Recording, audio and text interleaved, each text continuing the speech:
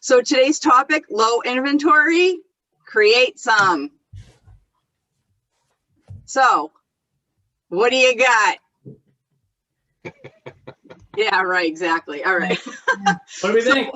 So Bob and I was speaking this morning about this topic, and you know, we were talking about some different avenues, and I think everything that we're going to say today is probably something that you've already heard. So there's no like magic pill to this, of course. But Bob, do you want to talk about why this topic was important to you as far as what you've been seeing out there with other agents? None of ours, of course. Yeah. No, you know, the reason that I think that this came up was, you know, right now what we're seeing is obviously there's low inventory. Obviously, you know, there's probably, you know, 10 buyers for every one listing out there, and everything's going for over asking. Prices have never been higher. But the thing is that as I'm on Facebook, social media, Instagram, whatever, flipping through stories or posts, everybody's message is exactly the same. And for the most part, it's either, hey, we just sold this listing for $1 million over asking, this 800 square foot ranch in Halifax, or, you know, with 2,500 offers, you know, or it's, can you believe there's 6 listings in Hanover right now on the market? And that's it, you know? So I just think that there's a real opportunity right now while everybody else is saying, geez, can you believe how expensive houses are? Geez, can you believe we have such an inventory shortage? A realtor is going to step up and do something about it and change the game. And it might as well be one of us or all of us, you know? I think that there's some things that we can definitely do that could, you know, stimulate some of the, you know, houses on the market right now. And, you know, that's hopefully what we're here to talk about. Mm-hmm. Absolutely. Absolutely. So we'll start with Bill Stone. Where are you? Here you are over in Abington. So you've been getting listings lately. You went from none to like all of a sudden a handful, right? So how are you doing that? Well, in one situation, it was just a matter of a lead that came from my database and just staying in touch with them. So the customary Keller Williams method of, you know, the 36 touch, it's just basically dripping on my database and keeping top of mind. And suddenly a need arose and they contacted me to list a property. Another was based on a client home search. We had been looking in a certain area and just kept either, you know, coming up with limited options, or when we did get a property, we'd make a run at it with an offer, and we lost out to deeper pockets. So I started making calls around those towns that she was interested in on expireds. Looked at what was on the market a year ago, and I was able to connect with an expired homeowner who wanted to talk about giving it another try. So that's definitely creating inventory. Mm-hmm. Like literally. Being proactive, yeah. Yeah, but you literally created inventory because you had a buyer. Mm-hmm. And now you said, okay, well, I need a buyer, I need a listing. So let me go to an area where the buyer's looking and see if I can create that listing so that we can have a win-win for everybody. Yep. Fantastic. Awesome. And then I know you've been calling a lot of expireds too, and instead of just, you know, calling around where we're all calling here, right? You've gone way outside of your typical, you know, local market, right? Yeah. Well, yeah. So tell us about that.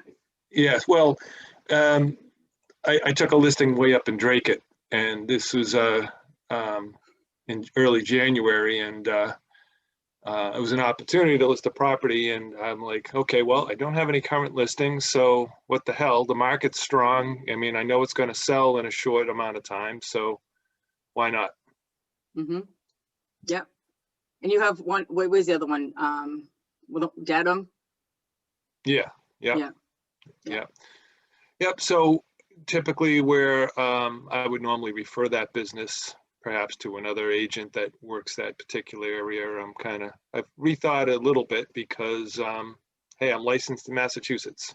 Mm-hmm. But, you know, if things start to get busier for me, then I might modify whether to, you know, work the listing or refer it. Mm-hmm. Awesome. Anything else? That's it. you tapped me out completely. All right. Yeah, but there's a lot of activity there, you know, there's a lot of activity there, right? Yeah. And I think the other thing too is, you know, we can talk about how much of a lack of inventory there is, but tell me if I'm wrong, and this is just me, the outside looking in, but the people who have always done business are still doing business, right? You know, it's not like, you know, Dakota hasn't had 2 listings and, you know, tons of offers on those 2 listings. But I mean, she still is crushing it, as I think, as far as listings go. And, you know, she makes more calls probably in an hour than I make all week, you know. Yeah. But Well, business is there to be had.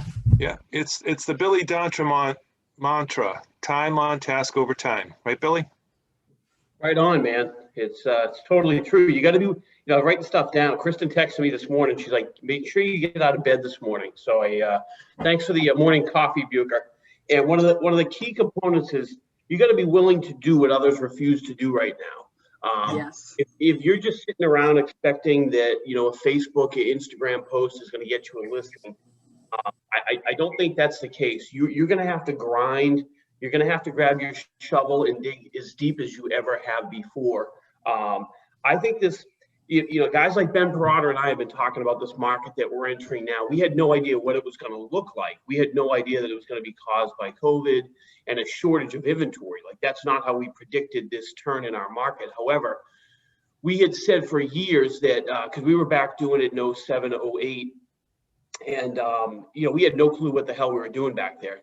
We had no idea. We weren't working. We literally sat back. We're like, okay, it's going to change, going to change, going to change. And what changed was him and I almost, getting foreclosed on. And we weren't doing the activity. So you have to do what everybody else is not willing to do right now. And that's, Bill was talking about expireds. Like, I'm writing notes here. Expireds, new and old. You guys can go back like 2, 3, 4, 5, 6 years, because there's really not a lot of expireds in the last 2 years because it was such a seller's market. Kristen, I've been writing down some ideas. Do you want me to throw them out there? Yes, please. So, I can just tell you the most effective way is going to be calls. Okay. Mm-hmm. It's going to be picking up this thing, makes outbound calls. It doesn't just send text or check out Facebook. Now, who you can call would be, simply call neighborhoods. Years ago, Ben picked up the phone. He called every single person in the town of Pembroke. Okay, that's motivation right there. Okay, it just so happened he had his best year in real estate that year. So definitely activity caught up with production, or production caught up with the activity. So you can call around neighborhoods. Simply, other houses are selling, whether you have the listings or not, and simply asking people, hey, did you see what your neighbor's house just sold for? I heard there were 18 offers, 150 people at the open house. That means 149 people didn't get it. Okay, so the 149 people are looking. Do you have any interest? So you can do just listed, just sold, old expireds. You can simply cold call neighborhoods, pockets. I mean, Dakota Riley is probably the biggest listing machine or calling machine I've seen. She runs on pure coffee and adrenaline, God love her. But those are some easy ways for newer agents. You got to grind. For more experienced agents, do those things plus get on your database. Simply ask. If you don't ask, people don't know right now. There's still a lot of homes. I think inventory is going to catch up. I really do. I've been thinking about it a lot lately, and I think everybody's starting to see all our messages that we're putting out there. And I think we're going to see multiple markets in 2021. Like, I think inventory will catch up at some point. Yeah, and you got to be there to get the listings, right? You got to be available and ready to go. As the weather gets warmer, I think we're going to start seeing more people want to put their house on the market too. Yeah, you got to, I keep saying you got to be willing to do what others refuse to do. Yep. When I'm looking on here to see how many faces might have been, by show of hands, who was selling real estate back in 06, 07 or doing mortgages? Okay, so there's a few here. Okay, so it changed like that, right? It went from this crazy market, everybody was happy, high-fiving, we all had nice stuff, and then all of a sudden it slowed down, and inventory, it was doing the opposite of what it's doing now. Inventory started piling up, and buyers started getting fearful. Well, right now it's the opposite, where there are no listings and buyers are piling up. So it truly, you have to do everything you've never not wanted to do. You have to make sales calls. You have to do sales type activities. You have to call business owners, friends, family, database, neighborhoods, expireds, just listed, just sold. Set a precedence of 100, 150 calls a week or 200 and just do it. Mm-hmm. Yeah, and to your point, Bill, I mean, what has Gary Keller been saying the last like 3 family reunions, maybe 2? You know, you got to double down on everything you're doing. Now we really have to kind of triple down. We have to do way more than we used to do. You know, if there are only so many homes to sell in this market, the number of real estate agents truly hasn't decreased in the last 90 days. Inventory has. The number of people who are actually trying to buy and sell. So what are you going to do with your competition's not doing? You have to work twice as hard. If you mail it in with 20 hours a week, you might as well mail your license back too. Ouch. You know, I know, I'm telling you. Yeah. It's going to take more than that. If you want, you know, there's an old great saying is you have to list to last. Yes. And it doesn't matter if you're in a buyer's market or a seller's market, because if he or she who controls the inventory controls the game, because you still control the pricing. So you still control how many sales you have. When you're just working with buyers, you truly can't control how many sales you can ultimately do. Right. Right. And the other thing too is when you were saying about going back, you know, it expires, like, and when you were talking about really, you know, 06, 07, 08, call those people, call the people that bought in 05, 06, you know, hey, they probably paid a lot of money for their houses. Now they can get it back. Yeah, I mean, Kristen, you can call, you know, a friend of mine was telling me about a house the other day. He sold it in 2019 for $315 and they put it back on for $479. It had an offer at $550. So they sold it a year and a half ago for $315. They've done nothing but paint. And they don't really care where they're going to go. They're going to find a place. Mm-hmm. Yeah, look at their profit on that. Wow. Yeah, it's insane. That's crazy. And some people will do that. They'll say, yeah, I'll move. Who cares? I'm not in love with this place. I'm thinking about it. There you go. Yeah. You know, I'm gonna leave the family here though.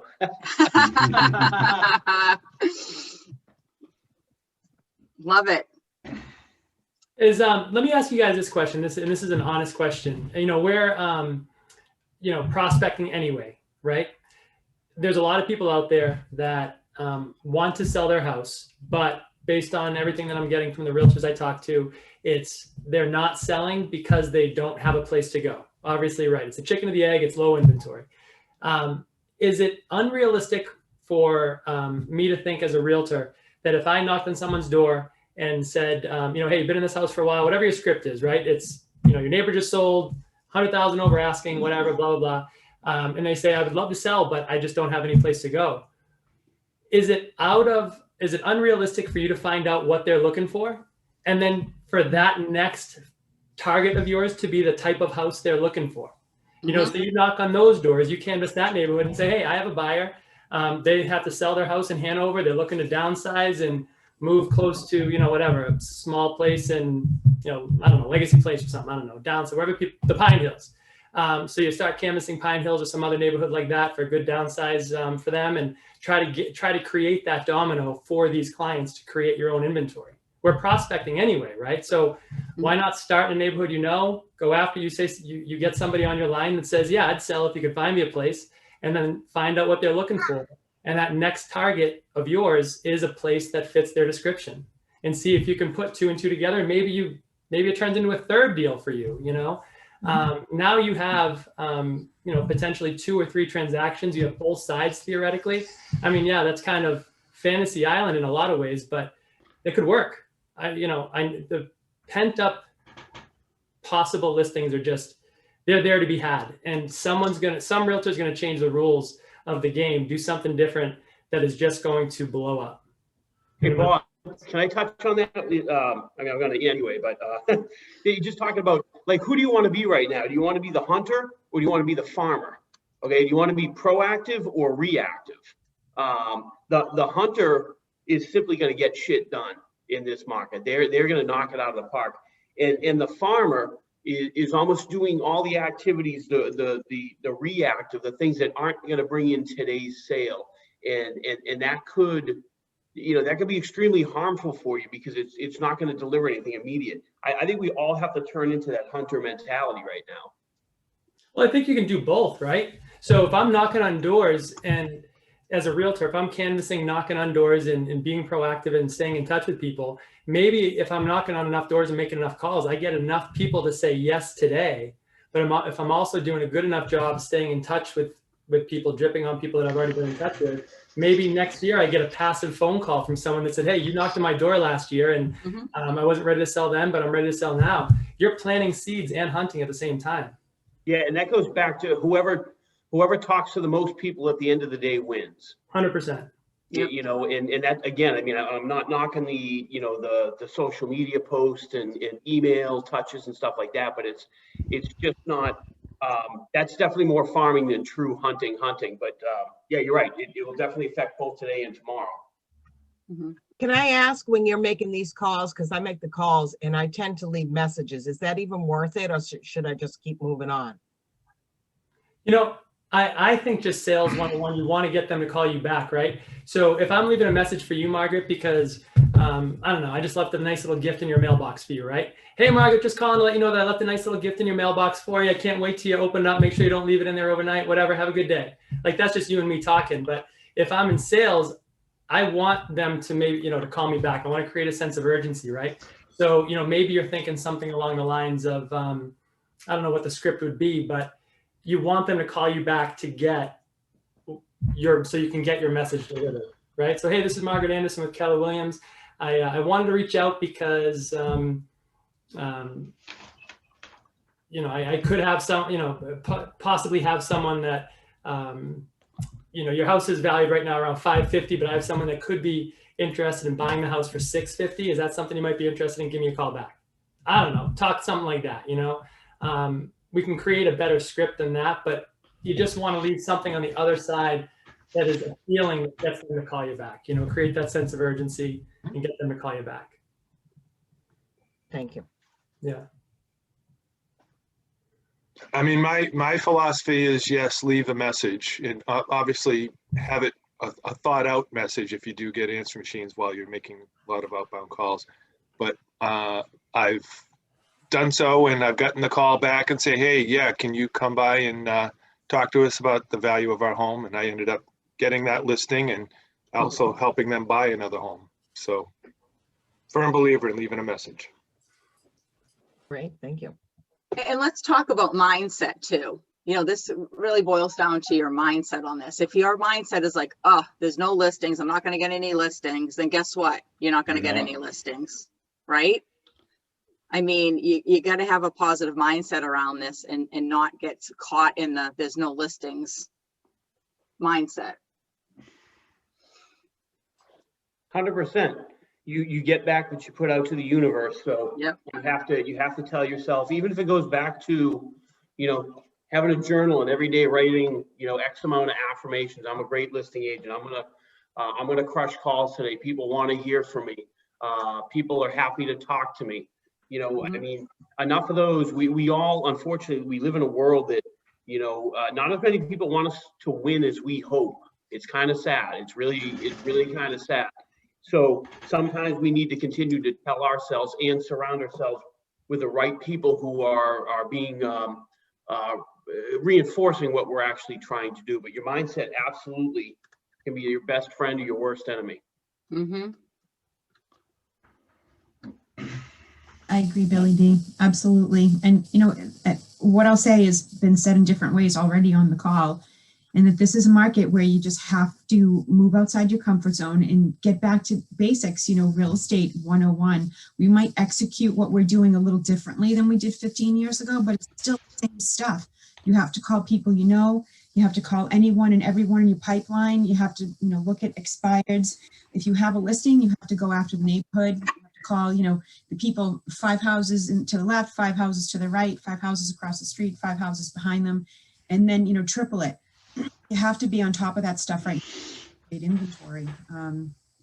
I was thinking yesterday actually about creating inventory, and I was just, you know, thinking outside the box. A great thing to do might be to look at the multifamily market, look at the public records, look at who made a purchase, say more than 5 years ago, bought a multifamily, And do they live in a neighborhood? Is their neighborhood zoned for condo conversion? Might some of those be, you know, absentee landlords where they own the property, but they don't live there? And how you would know that is look at the public record. And if the tax bill is sent to a different address than the property address, then you know it's an absentee landlord. Look at that kind of stuff, especially with a 3-family, not so much a 2-family, but definitely a 3-family. Might that landlord want to condo that out and sell it? Then you have 3 listings instead of just 1. So that's another way to create inventory as well. And I'll bet there are a lot of landlords out there who don't even know that they're sitting on this boatload of equity on a multi-family property. You got to think outside the box. You have to look for it. You have to be willing to do it. You have to be willing to do what's necessary to create it. And if you're not, it's that old Diana Kokoska quote of, if you do what you've always done, you'll get what you've always got. And in this environment, I were trying to think of that this morning. Oh, that's Yeah, the one. you Bob's do like, it's a always- bull law. I'm like, yep. yeah, you'll get what you always got. And even in this market, if you do what you always did, you're not going to get what you always got because there's enough for that to go around. So Yep. And remember this. Read this. There you go. Let me throw this out there. I've kicked this around with some other realtors too, but what if, as a realtor, what if you signed a lease for $3,000 a month on a nice furnished apartment in the Braintree Weymouth area, right? And you told your sellers that, you know, for $3,000 a month, for $4,000 a month, whatever, if they don't find a house to move into while their house is under agreement, they can move into that house. Now, if they're in that house, let's say that because it's a seller's market and you can do this, I mean, you're closing 4 months out from P&S, right? Buyers would accept that and they'll still give you over asking. In 4 months, most likely, that seller is going to be able to find a place to live. But if they don't, they can move into the other place for 2 or 3 months, and that gives them 6 or 7 months to find a house. They can definitely find it in that time, right? $3,000 a month, $36,000 a year. You're writing it off from, you know, your business expenses. And is something like that going to get you, or could something like that get you a handful more listings? I think it really could, you know, and the math makes sense, you know. So it's just, you know, there are different ways to think outside the box, and just because nobody's done it before doesn't mean it's not the right thing to do. It's probably the right thing to do. Bobby, even better, buy that condo and then furnish it. And then, you know, you're being a servant leader there, where you're setting up your client. You're doing something that nobody else is doing, and you're investing in your own future while investing in the market. That's brilliant. that is brilliant. And Seriously. I don't say that to you very often. I mean, Well, I'm gonna Bob. This is being gave the recorded. volley. Bob volleyed that thing up for me. I just spiked it home. That's all it was. Yeah, that's it. yep. No, Yeah. seriously. I mean, God, think about that. Hey, I have a place that you can live temporarily. You know, I mean, okay, Kristen. Yeah, it's funny because I never really thought about it. Like as you know, I have the Cape House, and I've had a client before. I'm like, you guys can just, you know, if we can't close at the same time, like friends of mine, like just go down the Cape House. You can stay down there. But I never really actually took it any further than what you just did, which Yeah. is awesome. I You know, love it. How many people do you guys know that, you know, have a place in our area, and because of COVID or whatever, because of the winter too, they're spending time down somewhere else in their condo down in Florida? A coworker of mine and Sam's, a good friend of mine, has been a loan officer for about 30 years, and he's a single guy. He's always been a single guy. When COVID, he has a beautiful modern condo in South Boston. And when COVID hit, he popped smoke and he went down to Florida. He bought a place down there and has rid out COVID down there. You know, if he's going to quarantine, he might as well do it, you know, in warm weather. And his place up here is vacant. So how many people in your sphere do you know that are doing that and have no intention of coming back up here? Maybe you can, you know, strike a deal with them too about, you know, getting someone to live in their place for a few months while they pay rent. You know, I mean, I don't know. I think something like that could really, really work. And at the very least, it's something to talk to someone about, aside from, hey, who do you know looking to buy or sell, right? It's, no, I'll find you a place. If you can't find a place, you can live in this apartment or this condo of mine for 6 months or however long it takes. Just pay yourself. If you're paying $2,500 a month, they pay $3,500 a month. You're still making some profit on it, and are able to write a lot of it off too. You know, it's there's just a lot of, like, let's create some inventory, you know? Yeah, Patrick, that's like, could be right up your alley there. Flip the house and there you go. Put your people in there. I was thinking about it. It's definitely a good idea. I was also looking at everything pretty deep too. Pros and cons of moving in and out of a condo. Of course, You yeah. know what I mean? Yeah. I always thought I've done that exactly what Bob's doing, but I've done it with Airbnbs. Mm-hmm. You know, Okay. I say, hey, if you need a place, da da da. The other thing I've done is with buyers on the other side, where I say to them, you know, they can have the seller stay in there up to 59 days. Mhm. I just did that in one of my deals in Weymouth, where the buyer was willing at no charge, paid 35 over, and at no charge, let the seller stay in there till they found a place. Wow.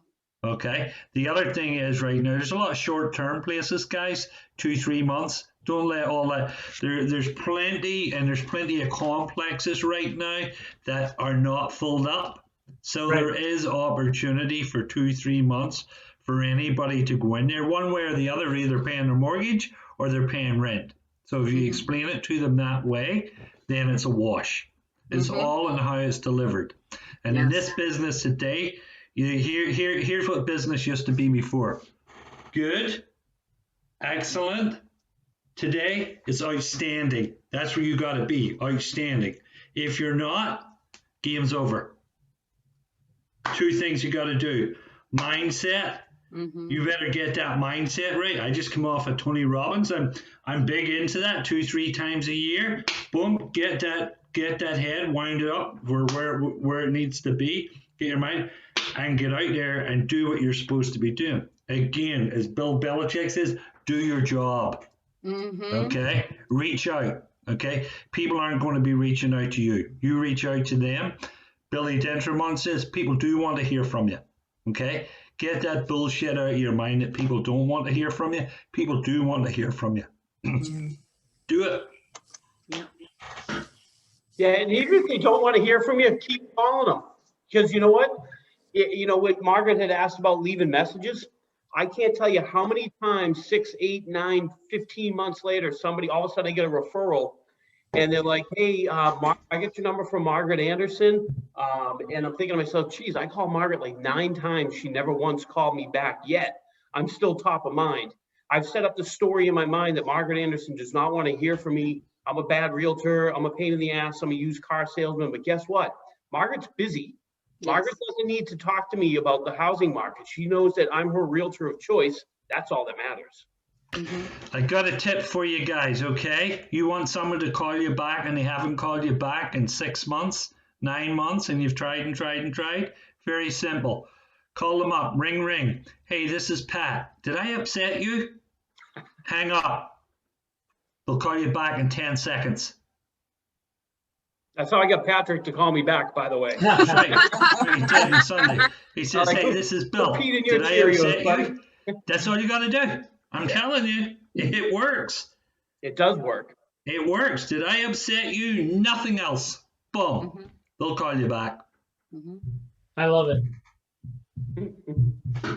Yeah. You know, if, you know, with us doing this, really, if we're afraid to offend somebody, you know, just put yourself in their shoes, you know. So there you are, Tuesday afternoon, somebody knocks on your door and it's a realtor saying, I can sell your house for $100,000 more than it's worth. I mean, it's, you know, you wouldn't be offended. Maybe you'd be interested. Maybe you'd say thanks, but no thanks. Maybe you take their Red Sox magnet or whatever. But you're not going to offend anybody. You know, if you're calling somebody and they see you calling, they don't want to talk with you, with caller ID, they'll bump you to voicemail. You know, I mean, it's you know, don't be afraid to, you know, rock the boat a little bit, you know. And before I forget, does everybody know about the listing initiative that the New England region's doing? Raise your hand and let me know if you actually know about it. What's that? Oh, yeah, so half of you. Okay. So every Monday from 2 to 2:30, there's a listing initiative call with the region. After the call, they're actually giving away money. I think it's $500 every week they're giving away. So if you get a listing within the week, you submit your listing to them. There's a form you fill out. Then they put your name into that, you know, the bingo thing. And then they'll pull out a winner. And so, and I think the last one is like $2,000 or something, but at any rate, they're actually giving you, after the call, they're giving you scripts on what to say on the phone, email, an exact email you can just copy and paste, so you can email it, texting scripts, so you can text it. And then they're giving you 3 like creative social posts with what to type in there. Like you just literally copy and paste it, and you'll see some of us on the call that have done the same thing. You're like, okay, all 3 of those, 5 of those people are posting the same thing. That's where it's coming from. So we get an email from our market center every Monday that has the link to go on. And we're also getting emails from the New England region with the information on there. So check that out. It's good content. The reason that they have a task force that they put together so that they're creating everything. So we don't even have to think, because the problem is we always like, what are we going to say? What are we going to do? You know, that's our holdup most of the time. So they're actually doing it for us and they're giving it to us. It's like, it's a no-brainer. So besides the fact that you can win money through the region, and by the way, in our office, we're also doing a contest too. So when you have a signed listing agreement, email it to Donna Frano, and she's going to put you in the raffle, and we're going to pull out the winner, and they're going to get a free ticket to Mega Camp. So read your emails, guys. You know, there's a lot of great stuff coming out from the region and from international. You just have to open the email and scroll down and look. The other thing, I know you guys are going to hear me talk about this on Wednesday too, but MAPS coaching, are you getting the MAPS coaching emails from MAPS coaching? You can go on so many free MAPS coaching classes, and there's classes about listings, like high-end listing agents and what they're doing step by step. Like, take advantage of this stuff. It's free. It's never been like that before. You want a coaching call, it's $1,000 a month. Now you can get it for free. I mean, it's a video. It's a, you know, it's not a one-on-one in you and your business. You're watching like a webinar type of thing, but at the end of the day, it's great content. So, you know, participate in that listing initiative. If you're the type of person, I mean, you should anyways, but if you're the type of person that's motivated by winning money or winning something, then that would be a good opportunity for you. That is all. Continue on.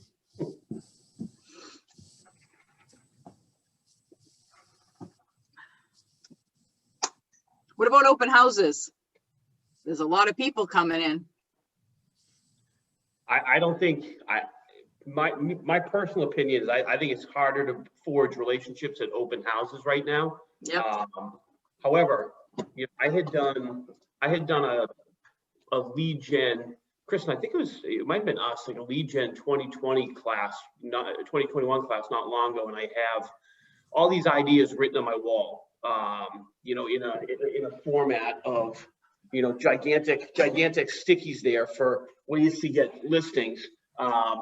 And you kind of got to do them all. You know, it's like, if you don't have any listings, you're basically, you're out of business right now. You're not currently in business. I'm sorry. You may have buyers, but if there's no inventory, you can't sell them a product. So you're technically out of business. You're closed. So you should be spending every minute of your day to produce listings, because those listings could be for your buyers, or they just could be for the open market. So if you're working 40 hours a week, you should be spending 40 hours a week just hunting for listings right now. And there are a bunch of ways to do it. And I think it's a combination. Like I have written down here, you guys want to grab something to write on, I'm going to fire away. And if you guys don't want to write it down, I am not offended. You know, calls, just phone calls. You got cold calls, okay? And that's to anybody that is in the state of Massachusetts. You got a farm, you can do what Bucher did. You can call condo complexes, okay? That's a great way to bunch it right up. That's how Dakota Riley, by the way, put her stamp on her page, was she just started calling in Broadreach and Weymouth, and she took massive market share from Weymouth Port Sales. She basically took what wasn't hers and put it in her pocket. So she earned that. Yeah, can I just interrupt you there? Yes, please. That's how she really got started here. Like that's what kind of propelled her. And there was another agent that actually lived in the complex that was doing all of the sales at that time. And she's like, yeah, well, I live here too, so forget it, I'm going after it. And she literally took it over. She took everything. She took 90% of the sales in that place. And she didn't care. She's like, and that woman was super nasty to her for like a year or two. And she's like, don't worry, you're not going to be around. Don't. And the woman's history, she is past tense. So she's the new greeting person at Walmart. So you can call your database. You can call your sphere. You call business owners. Okay, business owners are into financial advisors, CPAs, loan officers, divorce attorneys. There's plenty of other DCF attorneys, estate attorneys. Okay, these are all business owners that are in touch with business owners. You can do your 33 touch, which read the MREA. It's right in there. You can do handwritten notes. Somebody said to Kristen, thank you for the handwritten note. Kristen is fantastic about handwritten notes. She's doing her job. There is direct mail. There's direct messages. You can still walk around the neighborhood and hand out stuff saying people want your neighbor, want to be in your neighborhood. You can get involved with investors, builders, flippers. Then you have the entire social media aspect. I'm not even going to touch upon all that with campaigns and posts and there's a million. Look at Sam Crush's social media. I'm looking on here, see if anybody's close second. I mean, Margaret does great with her video, but Sam and Bob really are crushing at a high level. Take a portion of what they do and implement it into your world. That's just a portion of the things that you guys can do, where if you just focused on those, I guarantee you'd produce enough listings to survive in 2021 and 2022. Yeah, look at the MREA book, page 138. There's the list.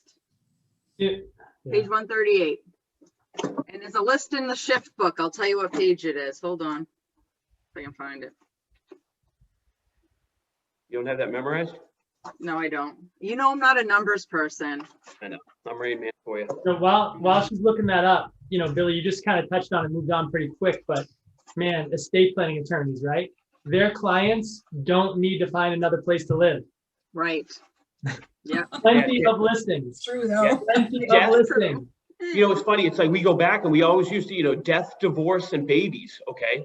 So death, they don't need to find a place. Divorce, usually you may now have multiple clients. One may go rent, one may go buy. So you're picking up, you're doubling down on it. And then babies, they have to. Those are people who are motivated. They have to sell regardless of whatever it takes. Especially if they own a two bedroom. Exactly. Yeah.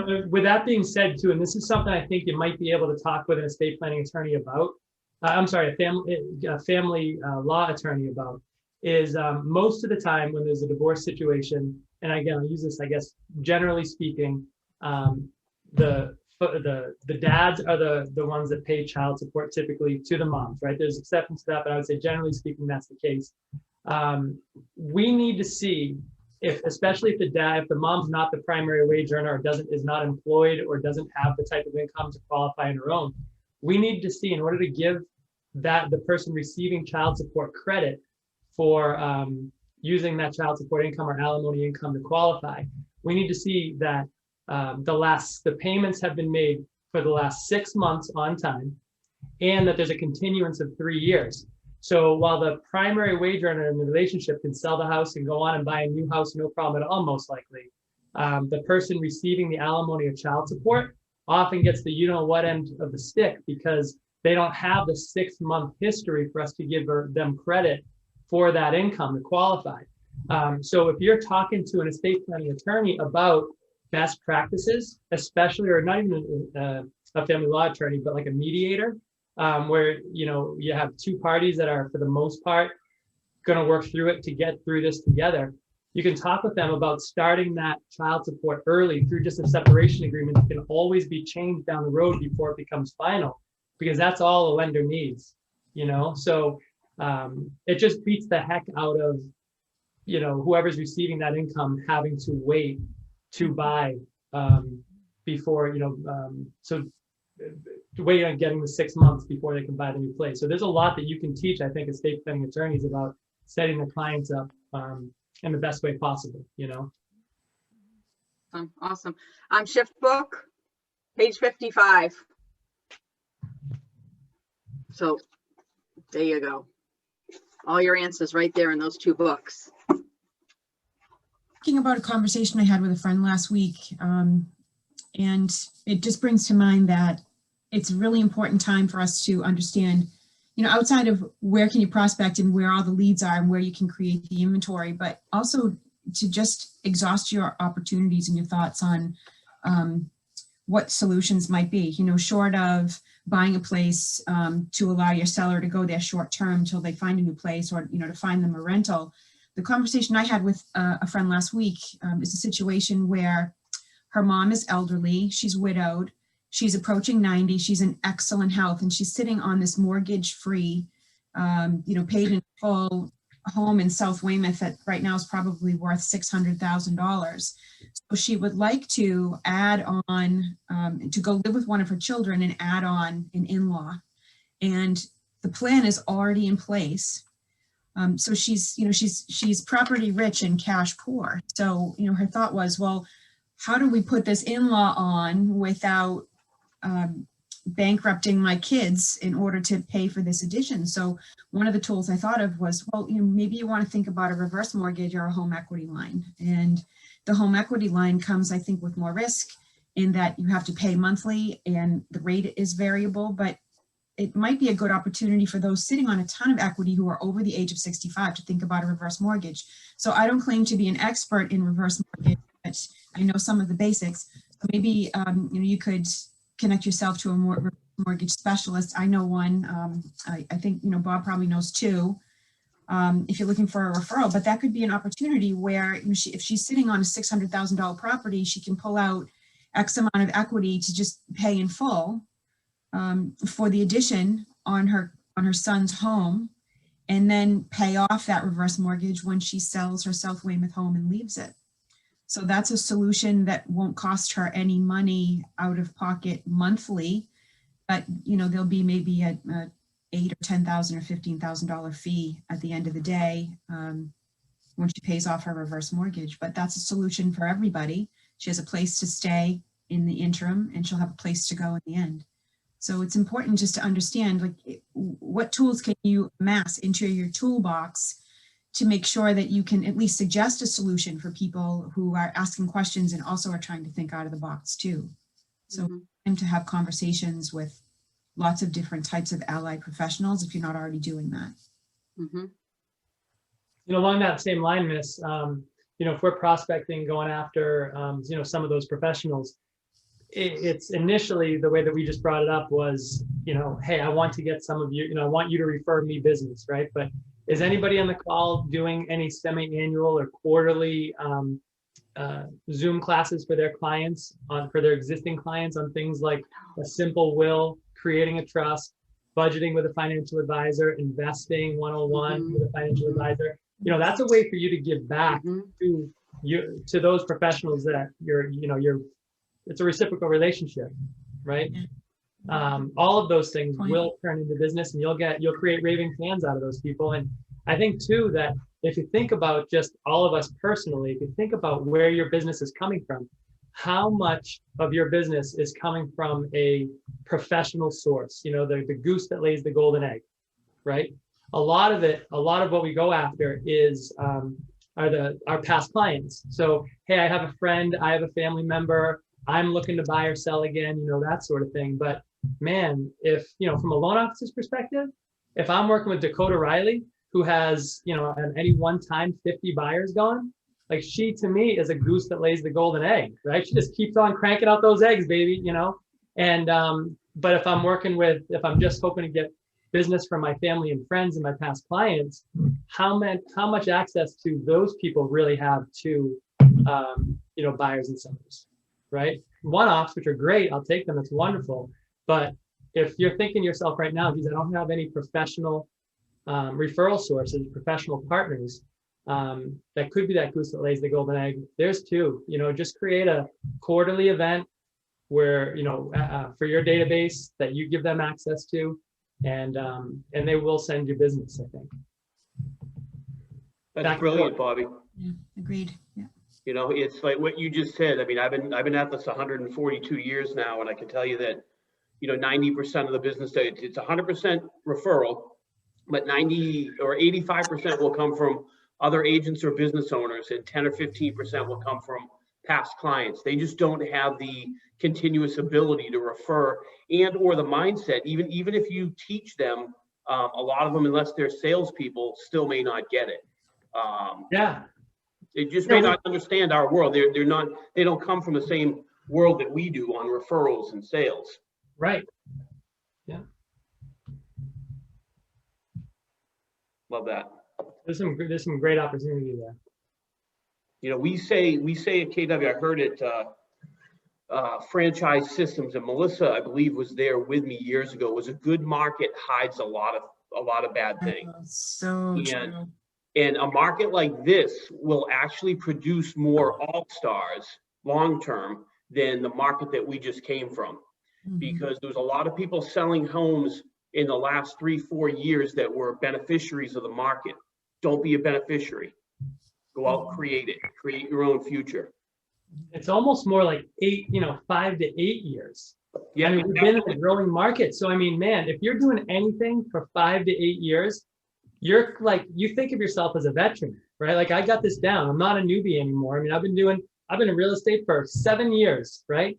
And this growing, appreciating market's all we know. This has been one hell of a prolonged, stabilized, and then appreciating market. We had a big hole to dig ourselves out of, but we can really convince ourselves very easily that I'm damn good at this, but you're damn good at this in this market. Wait until it changes, and you're still going to be able to adapt when it changes. And we've seen it change, and again, part of the reason I'm so, you can probably hear it in my voice, I'm really pumped up about this, is really because, it's a fight or flight thing, right? We can say, damn, there's only 6 houses for sale in Hanover. Isn't that crazy? And post that on Facebook and all that stuff. But, people don't want to see that. What they want to see is, hey, I have the answer. You want to sell and afraid that you don't have a place to buy? Guess what? That's my job. I'll find it for you. I mean, that stuff, man, that really excites me. My business, I always, I jokingly refer to the way that my business was at the beginning, kind of like the part of Forrest Gump when he first becomes a shrimp boat captain. So when I got into the business, it was 2003 going to 2004. It was the wild, wild west, height of the subprime market. The real estate market was blowing up. People, if you could fog a mirror, you've heard it before, you could get a mortgage, no doc, insanely low rates. It was ridiculous, right? And at that time, there were so many people in the business, and I was a baby. So I didn't know one realtor. And my business was horrible in 04, 05. I took a small job. Well, I kept working at Strawberry Fair in Norwell.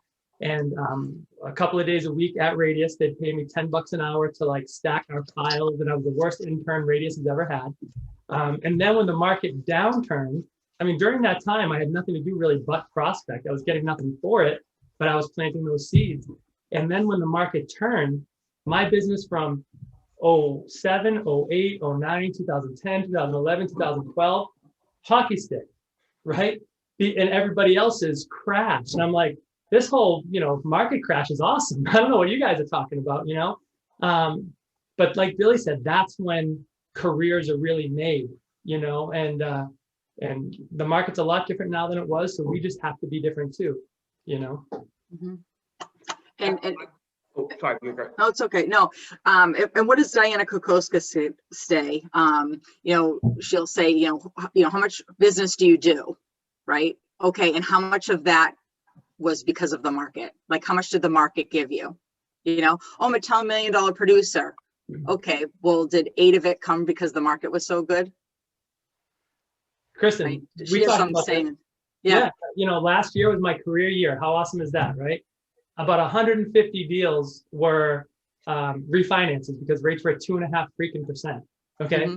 I could have done 100 of those, like literally blindfolded and not knowing one thing about mortgages. And so last year's career year was just all about, was the market, Mm-hmm. Yeah, you're absolutely right about that. And if it turns into not just 1 year, but 2, 3, 4, 5 years like we've had, and appreciating really healthy, we're half hour south of Boston kind of market, we convince ourselves that, no, we're damn good until, you know, when it's easy, right? Yeah. You know, you guys, I think about, you know, the Seinfeld episode where Kramer does the karate lessons, and he's going after these, you know, all the kids, and he's beating up all these little kids, and he's a damn good karate expert, isn't he? You know, beating up on 10-year-olds until they all, you know, tag team up on him and beat him up at the end. But yeah, we can convince ourselves, you're right, that it's us, but it could really be the market. And this is really where, you know, names and careers are made. You know, rock that boat. You know, you're not in this business. It's nice when we make friends in the business, but like with what Dakota did, she didn't come in and tell everybody in that condo complex that she'd do it for 3% when the other person was quoting 5%. She just went out there and beat that person. It was like they were in a race, and Dakota was the road runner and the turtle at the same time, right? She was both. And the other person was just kind of standing around gazing at the stars. And Dakota beat her fair and square and owns it now, you know? And you've heard her story. Good luck taking that from her. Mm-hmm. Awesome. We have a couple more minutes. Does anybody have anything to add? Does anyone have any questions? I'll play devil's advocate real quick. Yes, love it. Me and Teresa were talking the other day. What do you say to a seller who's like, why the hell am I going to hire you when everything with 4 walls and a door is selling over multiple offers when I can just do it on my own? It's a great question. It's a great question, Justin. I'm glad you asked. You know, how many homes have you sold in the past? You're actually asking me? I'm asking if you were Mr. Seller. How many homes are currently sold? 0. I was like, what? Okay, so, and I can appreciate that. So in my world, I've sold X amount of homes. You certainly would be able to sell your home on your own, absolutely. But I may be able to get you an extra $50,000 on top of that number. So when you choose to hire me, that extra $50,000 will certainly separate me from you. You want to take a chance? And I think a lot of times their list price is off, right? And that's kind of something that separates. And I mean, I have one on my mind that I've seen sit for a while. And just the fact that they're usually over and it sits, and that's kind of a reason that they need somebody else, right? Yep. I'll be honest, I have not seen any for sale by owners. I don't know if any of you guys have, but I really haven't seen any. Justin, back in like 06, 07, 08, that's really when that for sale by owner market blew up, because they lost faith in the realtors, because the realtors were telling them what the market was like. But those sellers were looking back at what 05 and the beginning of 06, so they didn't really have. I kind of blame the realtors for not telling the real story, or not really, you know, telling it better. I'm not seeing any for sale by owners right now, but you can say, Justin, simply put, if you're not marketing to the masses, you're leaving a ton of money on the table. I know you probably think you're saving X percent. However, I can show you right here by our numbers, what shows up in MLS is getting 106% of sales price. So you want to settle for 99 or 106? Mm-hmm. Yeah, you got to have the stats, right? You got to know your numbers. Yep, you have to know your numbers, and you have to illustrate to them what the pitfalls are. Billy If they D. know how to handle 50 showings. Are they going to know how to field 22 offers? They're not going to know how to do that, and they're not going to know how to do that either. Period. Hold on, Bracken. They need us. What's up, buddy? Oh, okay. Hey, have you guys when you guys are most people right now are doing open houses and people are calling first and setting appointments, right? Is anybody out there leaving space intentionally for unrepresented buyers? So, you know, if you have a list of 100 blank spots for showings at an open house or whatever your number is, are you leaving 10 open for unrepresented buyers so you could possibly capture some unrepresented buyers at these open houses? Because I know at the beginning of the conversation, somebody mentioned that it's tougher to get a client at an open house now than it was, because a lot of them are, you know, represented, right? The realtors call in to schedule the appointment. You know, I don't know. I think we should still leave some room for people that want to walk in off the street. They still have to sign their name and come at the time they're supposed to be socially responsible. But just a thought. Hey, Bob, what we've been doing was, we'll list a property on Thursday, leave it open Friday, Saturday, Sunday. This is on my listing. I'll go through showing time, at least when I used to use them, and I'll block off 5 or 6 different different time slots, and I'll literally black them out. And then, you know, And if a buyer comes in, either I can choose to take them in or refer it to Patrick or Melissa or Justin. I don't particularly like to try to sell my own listings. I don't, that's just my opinion. I'm where I am, but you can certainly get buyers through that and certainly show them. But just block off your own times. I've only done 2 open houses on maybe 20 listings in the last 13 months. I stopped doing them. I don't think they're as effective as they once were. And I actually don't think you're helping your seller, but block off time slots for potential buyers, because there are 2 things. One, there's a lot of buyers out there that are still not represented. Like, I'm still shocked at how many buyers are not represented. And there's still also, unfortunately, a lot of buyers that think they're going to get a better deal by going to the listing agent. And I tell them right off the bat, that's not the case. So you were talking about for sale by owners, Billy? Yeah, buddy. You'll get a kick out of this one. I have a third party who I've hired to make calls for me on so they got me an appointment over in Hingham. Guess what the for sale by owner was doing? Having an open house for real estate brokers. Yeah. Mhm. It was just, I was just shaking I mean, they were coming from Boston, they were coming from Dedham, they were coming from this, and he already had, he says, oh no, I've already got this set up. Janice Bosworth's selling my property. I just started laughing. I said, oh, Janice is lovely. So, you know what? You say right now that you still got to ask the right questions. I wasn't on that call. If I had known that was the case, I wouldn't have went.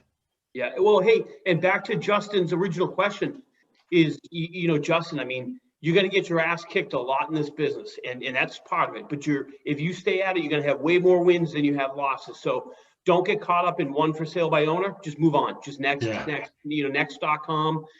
Because then if you get hung up on that, I've seen agents be like, well, I keep talking to this one for sale by owner. I'm like, well, how many aren't you talking to? Because you're so hung up on one that you're effing with your mindset right now. Like, because they're winning that fight. They're knocking the crap out of you. So who cares? Move on. You know what, Mr. Seller? You're probably right. Congratulations. And maybe I'll see you out there. Maybe you'll try to buy one of my listings. Have a great day. And chances are pretty good if you're talking to them for that long, they're sucking a lot of free advice out of you. Yeah, exactly. Yes. Yeah. Yes. Next. Awesome. Great call today, guys. Thank you so much. Next week, it is controlling your day, proactive planning over emotional reacting. Woo! Love control. Yeah. Yeah, I love that. So good. I'll be on the call. That would be Bob's topic. All right. Awesome. Have a great day, everyone. Bye, guys. Go get a listing. Yeah. Right. Bye. I'm going to get a listing too. All right. You rock it, Bob.